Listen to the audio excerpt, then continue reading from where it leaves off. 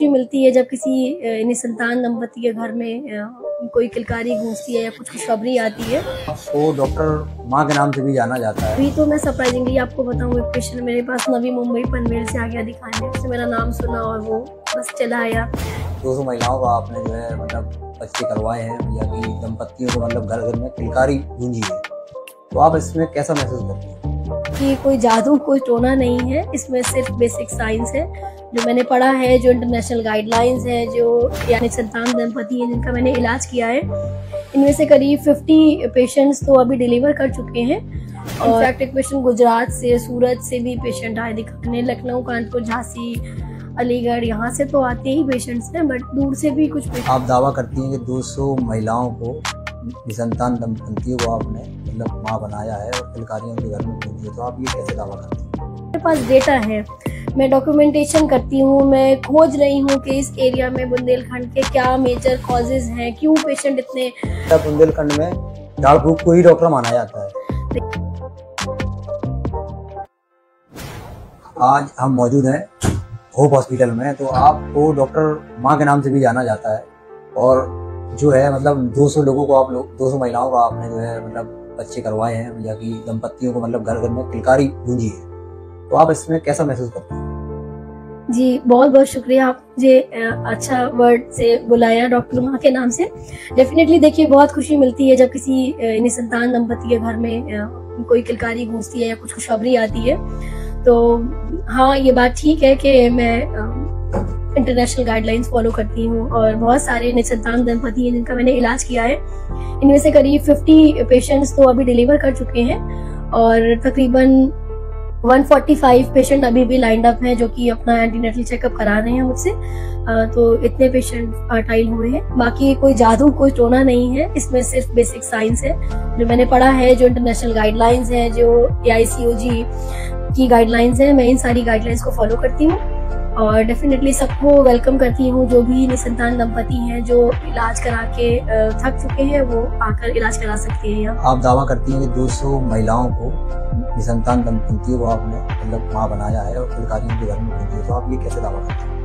देखिए, दावा तो नहीं बोलूंगी, ये फैक्ट है और ये सच है। मैंने जैसे अभी आपको बताया कि कुछ जादू टोना नहीं है, ये मेडिकल साइंस है, ये कोई मिरेकल नहीं है, मेडिकल साइंस है, कोई झाड़ फूक नहीं है, ये केवल दवा इलाज से ही संभव हुआ है।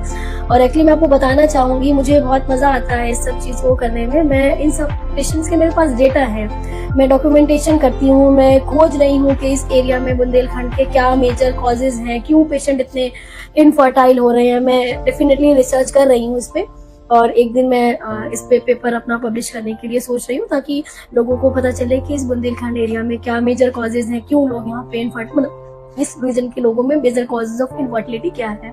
जैसे भी आपने बात की है बुंदेलखंड की, तो आपने बुंदेलखंड में मतलब बुंदेलखंड के जिले के लोग हैं या फिर अदर राज्य के या पूरे देश में, मतलब सभी यहाँ से लोग आते हैं कि सिर्फ जिला जालौन के ही मतलब लोगों को यहाँ?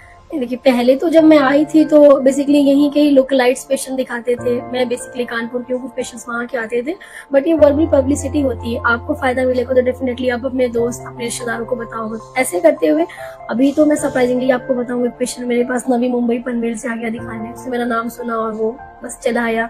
इनफैक्ट एक पेशेंट गुजरात से, सूरत से भी पेशेंट आए दिखाने, लखनऊ, कानपुर, झांसी, अलीगढ़, यहाँ से तो आते ही पेशेंट्स हैं, बट दूर से भी कुछ पेशेंट्स आने लगे दिखाने अभी।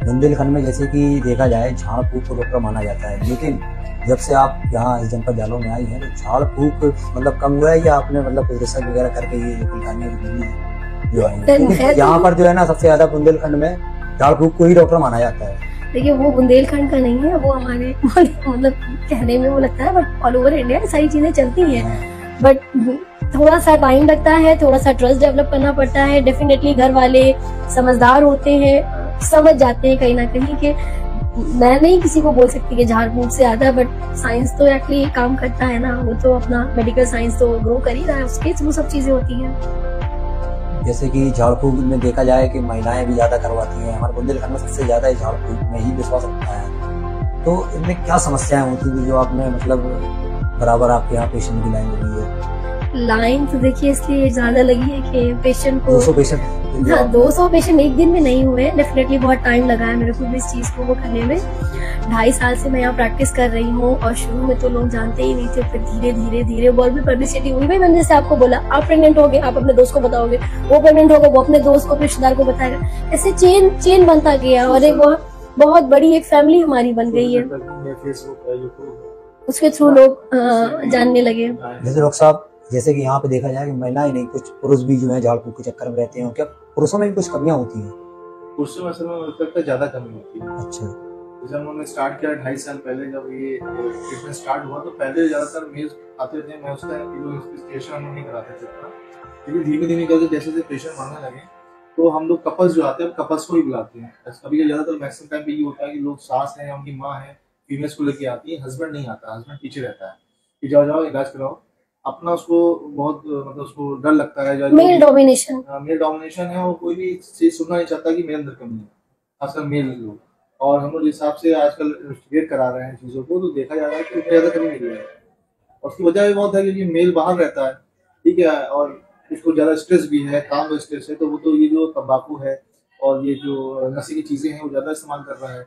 कुछ खा भी रहा है वो, मतलब खाने की भी हेल्दी चीजें नहीं खाता, उससे तो घटता है स्पर्म काउंट है, उसकी क्वालिटी घटती है। सबसे इम्पोर्टेंट क्वालिटी है, क्वांटिटी भी है, तो स्पर्म क्वांटिटी क्वालिटी दोनों ही घट रही है। और सबसे इम्पोर्टेंट ये चीज है, कुछ सर्जिकल समस्याएं होती हैं मेल्स में जो वो छुपाता है, हाइड्रोसील है, हर्निया है, वेरिकोसील है, लंबे समय से खड़े रहना जो काम करते हैं या आग के पास जो काम करते हैं। इसमें मैं ऐड ऑन करना चाहूंगी, जैसे कि अक्सर मेल फीमेल को बताने में हेजिटेट करता है कि मेरे को हाइड्रोसील है, मतलब लाइक मैं एग्जामिन कर पाऊंगी उस पेशेंट को, बट आप शायद नहीं बता पाओगे आपको हाइड्रोसील या हर्निया का प्रॉब्लम है। तो हमारे साथ ये एडवांटेज है कि डॉक्टर साहब से वो खुल के, जैसे फीमेल मुझसे खुल के बात कर लेती है, बट डॉक्टर साहब से मेल खुल के बात कर लेते हैं कि डॉक्टर साहब मेरे को हाइड्रोसील है या हर्निया है या कुछ सेक्सुअल प्रॉब्लम्स हैं। उसमें साथ साथ जो थोड़ा सा इंटीमेट करने का जो तरीका होता है, या बात के डॉक्टर है किस बात है, कब आपको सेक्सुअल इंटरकोर्स करना है, दैट इज इम्पोर्टेंट। कि पूरी महिला के अंदर जो साइकिल चल रही है उस साइकिल का ज्ञान नहीं है, ठीक है, जिसका सबसे लोवेस्ट चांसेस होता है प्रेगनेंसी का, वो सेक्स कर रहा है ना, वो बढ़िया कर रहा है, लेकिन कहना से कुछ आता है। बिल्कुल बेसिक नॉलेज होती है, वही नहीं रहती है मरीज के पास। गाँव का मरीज है, पढ़ा लिखा मरीज है, वो अपने काम में व्यस्त रहेगा तो क्या नॉलेज क्या सकते हैं। अक्सर बार तो ये होता है कि हम लोगों को लाइक काउंसलिंग समझते हैं ना, कि आप किसी को समझा दे रहे हो कि द राइट वे, उससे ही काम चल जाता है। नहीं पता होता है, आप नहीं एक्सपेक्ट कर सकते कि सब किसी को सिंपल हो, ठीक है, मतलब यही कारण हो कि वो सही टाइम पे ही नहीं मिलते, बाहर रहते हैं, मतलब वो आता है, अब वो इस टाइम पे आता है कि जबकि ओव्यूलेशन हो चुका है, अंडा फट चुका है, हो चुका है, इतना महीने का टाइम आने वाला है, बहुत छोटी सी प्रॉब्लम्स, आपको 10 दिन मान रहे हैं, मोटा 10 दिन देरी चलती है, थोड़ा सा ऊपर नीचे रहता है, नीचे होता है। जो लोग पढ़े लिखे लोग होते हैं तो बिल्कुल एग्जैक्ट लोग बता सकते हैं कि आप कब समझेंगे, खासकर वो 48 से 72 घंटे जब अंडा रप्चर करता है, सबसे बेस्ट टाइम होता है। और जैसे मुझसे वो लोग मिलते हैं तो मैं तो यही कहता हूँ, जैसे कपल्स आते हैं तो मैं पहले स्टार्टिंग से मैं बताता हूँ, जब तुम्हारा अंडा फूटे तुम्हारी फीमेल का, तुम्हारे औरत का, तो मेरे पास जरूर आना। अब स्ट्रेस नहीं लो, आप बहुत सारी चीजें, वो मेरे पास आता है तो मैं तो उसको एडवाइस करता हूँ कि तुम नहीं घूमने चले जाओ, घर मत जाना, ठीक है। नहीं ये सब देखिए, आप फ्रेंडली होके बात नहीं करोगे, आप नहीं बता सकोगे ना। आप बोलिए चले जाओ, आप ओशा चले जाओ, एंजॉय करो, क्योंकि लगता है ये 48 से 72 घंटे हैं जो आप खुशियां दे सकते हैं। बाकी आप इसको वेस्ट कर लोगे तो कोई मतलब नहीं, घर में जाकर स्ट्रेस ले लोगे, माँ की डांट खाओगे, बाप की डांट खाओगे, गले बैठ जाओगे, कोई मतलब। वो छोटी चीजें है, देखिए वो सब चीजें फेस करना। आखिर हमने ये देखा है जैसे कि महिलाओं को जब संतान नहीं होती तो एक वर्ड निकल के आता है बांझपन। ये आखिर बांझपन है क्या? देखिए, अगर आप मुझसे एग्जैक्टली इस चीज का डेफिनेशन पूछोगे तो ये बोला जाता है कि अगर कोई कपल बच्चा चाह रहा है, मतलब regular intercourse, regular sexual contact कर रहा है 1 साल तक और उसको बच्चा नहीं हुआ, तो हम इसको बांझपन की कैटेगरी में डालते हैं, इनफर्टिलिटी केस हम इसको बोलते हैं। तब जब फीमेल की एज 35 ईयर्स से कम हो, बट जैसे जैसे महिला की उम्र बढ़ती है, हम समझते हैं ना फर्टिलिटी रिड्यूस होती है, तो तब हम उस टाइम ड्यूरेशन को 6 महीना कर देते हैं कि आप पति के संग रह रहे हो, बच्चे की चाह में 6 महीने तक आपने कांटेक्ट किया, सेक्सुअल इंटरकोर्स किया और आपको बच्चा नहीं आया, आप 35 साल के ऊपर हो, तो फिर आप 6 महीने के बाद एक बार आके विद हस्बैंड डॉक्टर को दिखा लीजिए। ये है बांझपन का एग्जैक्ट डेफिनेशन, जो कि मैं मतलब बताना चाहूंगी, लोगों को नहीं पता होता है।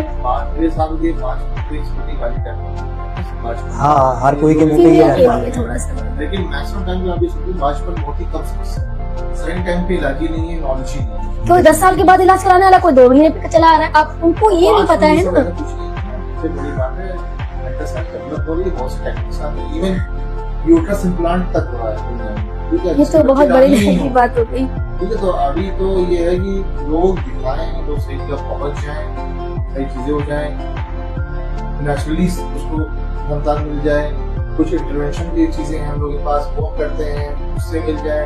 अल्टीमेट आईवीएफ होता है, आईवीएफ की सबसे लास्ट स्टेज होती है, उससे संतान मिल जाए, ठीक है।